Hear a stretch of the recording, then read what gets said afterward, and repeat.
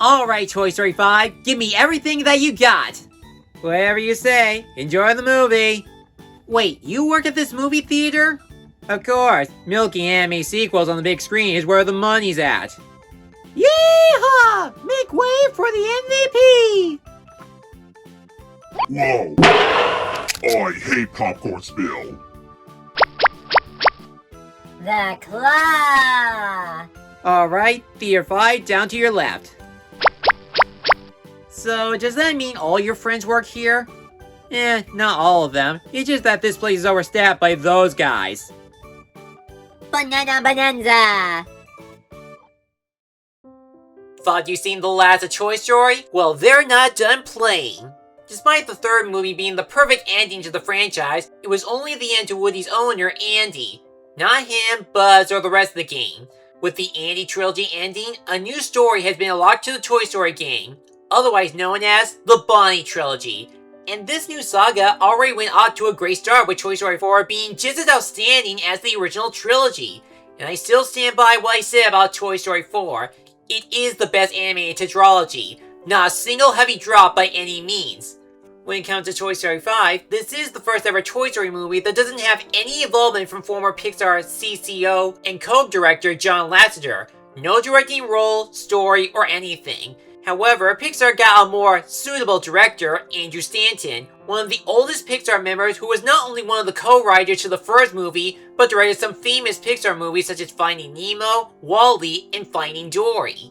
So, what sort of adventure awaits us for this Toy Story movie?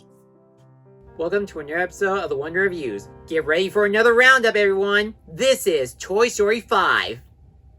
In this one, Jessie, played by Joan Cusack, is promoted to sheriff from the last movie, and she and the other toys are trying to help Bonnie make friends with the other kids. But when she gets a kid-friendly iPad named Lily, voiced by Greta Lee, Bonnie becomes too addicted to the electronic. After the two toys argue against each other, Jessie contacts Woody for help, once again voiced by Tom Hanks, while Lily plots to cut Bonnie's toys out of her life.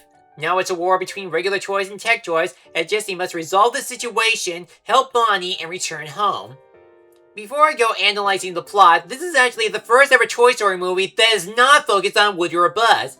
Instead, this is all about Jessie. In fact, this follow-up serves as a throwback to her leading role, Toy Story Terror, the Halloween special where she has to face her fears of closed spaces and rescuing her friends from storage.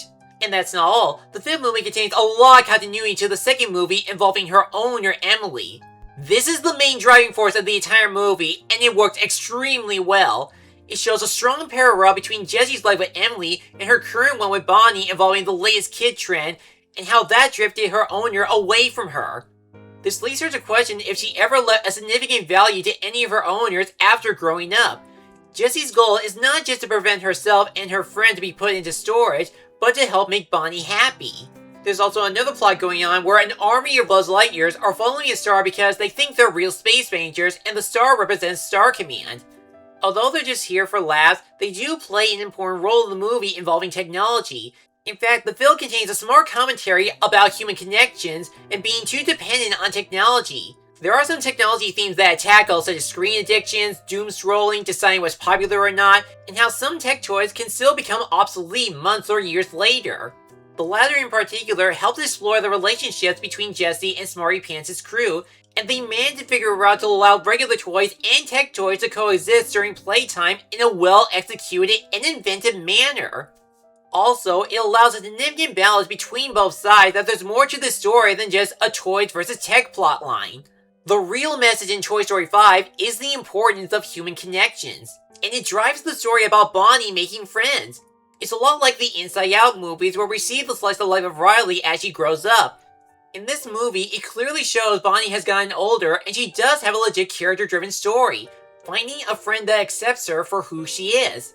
There are a bunch of funny jokes in this sequel, but there's actually a lot of tear-jerking scenes than expected.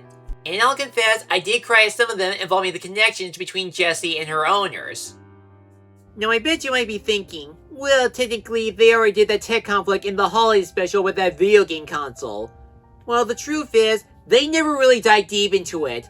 First off, that was just a plot device to cut Bonnie entirely out of the special, and to make the Battlezor playset into its own little world. Second, that video game console didn't belong to her in the first place, so giving Bonnie her very own lily pad tablet is a completely different story. It doesn't explore the pros and cons of technology, but everyone's relationship towards it, including people, toys, and even other techs. The toys are back to play, and they brought along some new friends.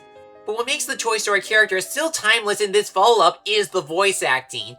Of course, you got some classics like Tom Hanks, Tim Allen, and Joan Cusack. Some new voices like Jeff Bergman, Ernie Hudson, and Alan Cumming doing an amazing job for Mr. Potato Head, Combat Carl, and Bullseye. And others like Greta Lee, Conan O'Brien, Shelby Rivera, and Craig Robinson bring a lot of energy to some of the new toys. Since this movie is all about Jessie, let's talk about her. She is now the new leader of the toy gang, and she is against tech because it's not helping Bonnie that much and is causing toy negligence. Once she accidentally gets dropped off at Emily's old home, we get some new developments from her and her first owner's relationship. And as the movie progresses, Jessie will understand the tech toys a bit better, how to use them responsibly, and how they can both help Bonnie make an actual friend. Lucky for her, she's not going to face this alone because Bullseye is part of the adventure, being the lovable noble seed that he is. Next is Buzz, who is now a deputy to the toy group that must rescue Jessie and have the courage to propose to her. But it looks like one Buzz Lightyear isn't enough because the fifth movie has dozens of them. In the beginning, an army of high-tech Buzz toys got stranded on an island, and they're on a mission to find their own mission. So they decide to follow a star-to-star command, with some funny jokes and even some sweet moments of making children happy.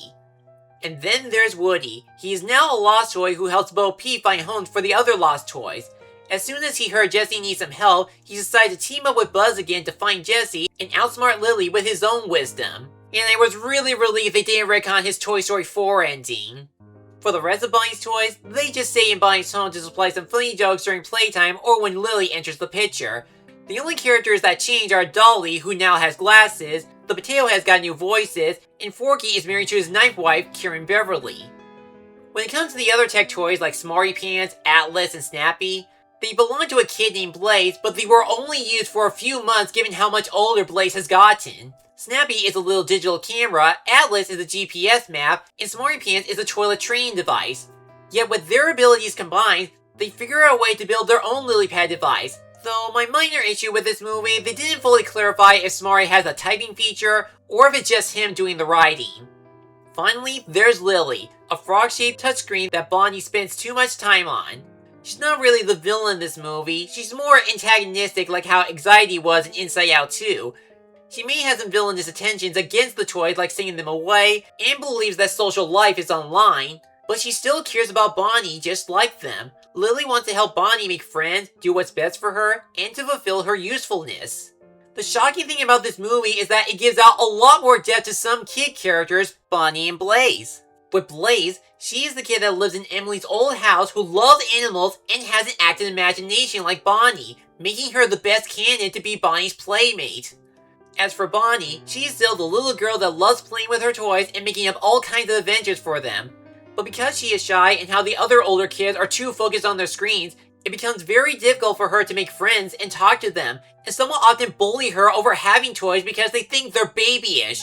Which is why all she wants is a friend that accepts her, her toys, and her imagination. For the animation in movie 5, it's been 7 years since the fourth movie. Even though only a few years have passed in this Toy Story timeline, the animation is still bringing some advanced artwork and spectacular visuals. When it comes to the toy characters, their designs still stay true to how they were in the other films, and their movements are still able to deliver some energetic moments despite having a few limitations. For the new ones like Smarty, Snappy, and Atlas, they are given some pixel textures in their eyes in order to capture their technological features. Even Lily can have some unique character animation at this wobbling touchscreen with a variety of settings and features. However, there are still some new regular toys that do appear in the movie, including some garden ornaments or the variety of horses above Blaze's bedroom shelf. In addition, there's a lot more texture details on some toy characters being muddy or dusty, given that it's been a long time since they've ever been played. For the backgrounds, the most notable location throughout the movie is Blaze's home. It captures the feel of an old-fashioned country farm with horses and pigs, but it would often bring out the iconic tire swing tree from Jessie's sad song When She Loved Me. And in the perspective of a toy, this along with Bonnie's home, the highway, or wherever the buzzes go, they can be huge and sometimes dangerous. There is one art direction that is brand new to the Toy Story movies, and that's with the playtime imaginations. In some scenes like Forky's wedding, everything is covered in paint while still being computer animated. This is a foreshadowing of what the upcoming Pixar movie Gato is going to look like. And it's just unbelievable! Seeing how they only occur inside Bonnie and Blaze's imaginations, they do translate well into the Toy Story universe. It's also worth knowing that even some of the Toy Story characters have gotten older throughout the years, just like the human characters. You got Woody with his bald spot, and all the stuffings went down to his belt, or with the high-tech Buzz having an updated Star Command emblem on their chest, with our Buzz being the oldest model. Well, we didn't really ask for another Toy Story sequel, but what ended up happening is turning it into a spiritual Toy Story 2 sequel we didn't know we wanted. Toy Story 5 is another outstanding installment that managed to achieve the impossible once again. The plot is powerful and engaging, the animation is still unbelievable, the characters are still lovable whether they're regular toys or technology toys, and it still packs a lot of laughs and tears. This is the must-watch for major Toy Story fans. Even if you still value Toy Story 3 as the perfect ending, this along with 4 still delivers some thought-provoking themes and emotions. But as previously stated, they are already planning to make a Toy Story 6 because they're going to try to wrap up a second trilogy like Andy's. This may be a hot take, but I think this idea seems fair. I still don't know how a 6th movie is going to work, but I'm open to it. Either way, this movie has already got the trophy. Toy Story is now the best animated quintology in animation history. It may be down by one small point, but it still gets a solid A. And once again, Toy Story earns another Diploma of Destiny. I'm Mad Hatter Patrick. Now if you excuse me, I'm going to follow a star to our final Toy Story month review.